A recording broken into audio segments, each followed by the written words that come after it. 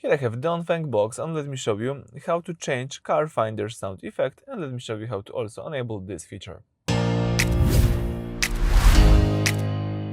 So at the very beginning, let's start by using the home screen. Here let's open the car settings by using this blue icon. From the left tab, let's select sound and display. Here you've got exterior sound, and here under the exterior sounds you can find car finder sound effect.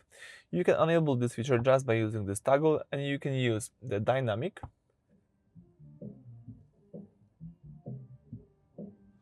or Brisk. So that's it for today. Thank you for watching. Please subscribe to our channel and leave thumbs up under the video.